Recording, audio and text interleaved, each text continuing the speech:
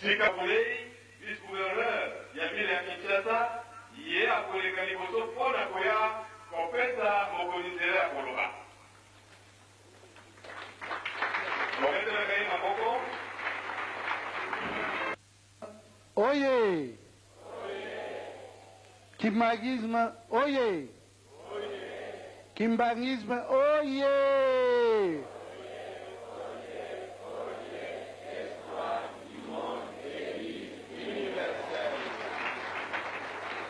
Kinshasa, oye! Kinshasa, oye! Kinshasa, oye!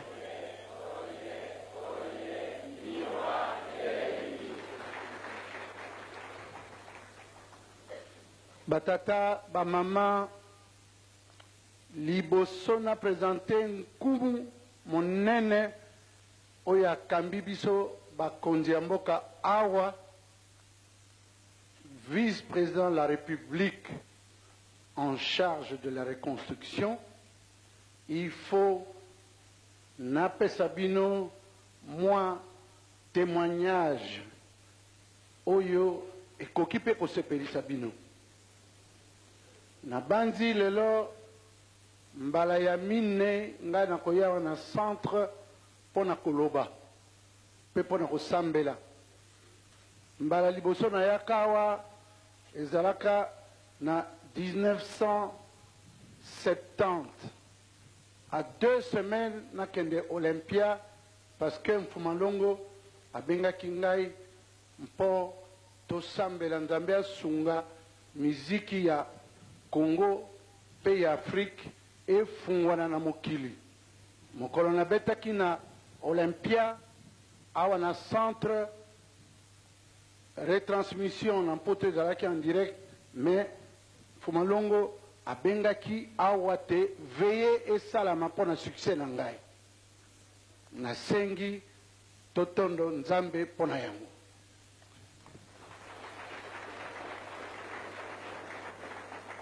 Mbala ya mibale na yaki awa na memaka mama na ngai awa po miso ezalaki suko mona te lokola azalaki na nguya koya na ndako nzambe te ngai moko na memi ye awa po nalakisa ye na bakumbi ya lisanga na biso ya kimbangisme.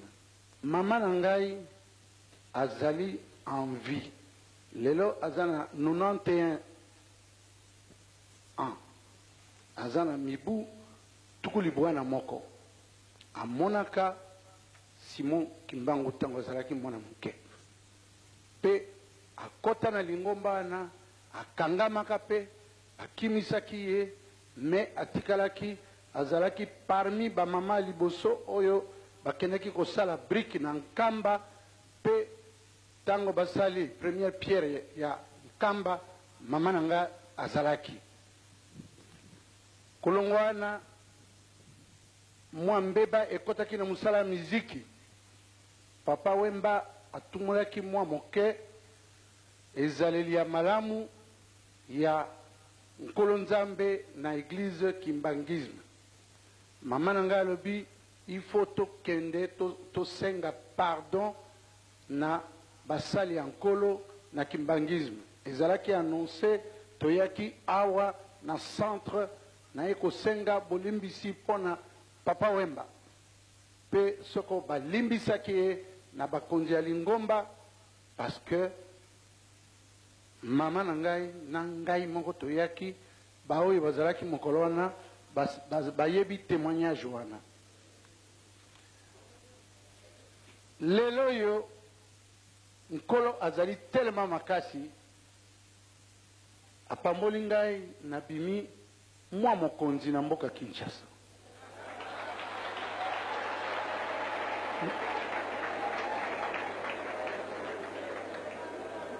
mpe kokoma mokonzi na komi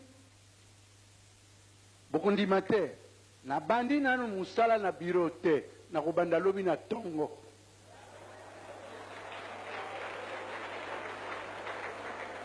me nkolo nzambe alobi zonga epai bapambolaka yo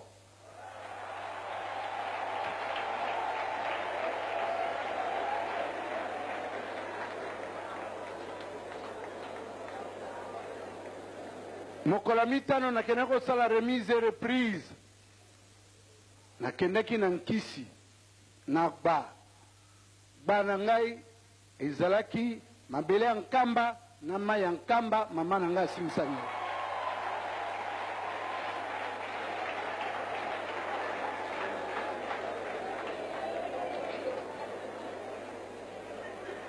elingi koloba te vi na ngai mobimba chaque fois soko nalingi na mata Simon Kimbangu azali nsima na ngai ezali flatterie na ye kosala te mpo ntango nayaka awa bomonaka ngai mpe mingi bamama ya kala bamama ya sika bayebaki mama na ngai mpo lelo miso ezomona bien te aza nanu na ndako aza na bomoi mais moyen aya ezali te yango wana lelo oyo naza na esengo monene ya kolakisa nkumu oyo mpe azali mwana ya Kinshasa tokoli na ye bango bazalaki mwa bakulutu ya basanza ya bamwa mbula tokoli na sitasi Yerodia Abdoulaye bokumisa ye makasi vice-président la République asala biso esengo monekasi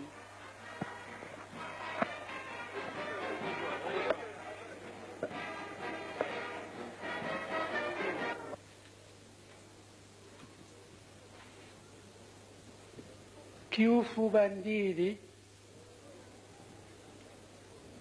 bazolelezaya kiti mambo malamantela mfumo wa longo ya natamo kuna kwa mfumo wa nchi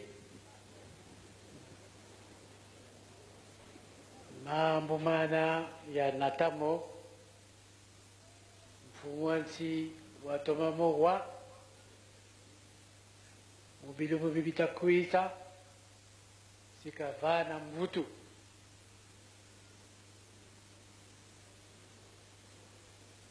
banika dinga motulu ya moko balingi koyeba soko makambo oyo tata Simon Kimbangu Kyandani ayebisaki ngai balingi koyeba soko nakumisaki yango na président Joseph Kabila nakomisaki yango na mikolo mizako ya ye moko akoloba likambo yango ulizo bulinyuila nuliza nimeisha kumwambia rais nadhani kusha siku kidogo atajibu. On m'a demandé si j'avais transmis au président de la République l'information en guise de requête que le chef spirituel m'avait confiée pour le président de la République. Je dis que cette information, je l'ai portée à la connaissance du président de la République, Joseph Kabila, et dans quelques jours, il y répondra lui-même. Mais aujourd'hui, je suis chargé par le président Joseph Kabila de vous lire le message qu'il m'a chargé de vous transmettre.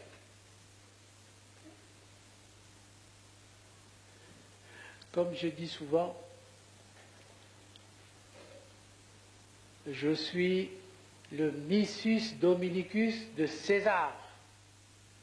Je vais donc vous transmettre la parole de César. Chers compatriotes, aujourd'hui, ce sera dans quelques jours, 1er décembre 2005, le monde entier commémore la pandémie du sida qui a mis l'humanité à genoux, riches et pauvres, hommes et femmes, pendant plus d'un quart de siècle. Cette journée ouvre chaque année une campagne avec un thème précis. Pour cette année, le thème est le suivant. Ne tournez pas le dos au sida, faites la promesse. Au cours du temps, on a constaté que cette épidémie, alors qu'elle n'est éradiquée nulle part au monde, attaque beaucoup plus de catégories de personnes dans les régions déterminées.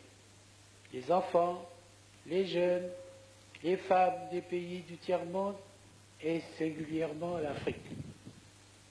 La précarité de la vie, l'ignorance, la prise de drogue, la prostitution sont des facteurs qui aggravent cette situation.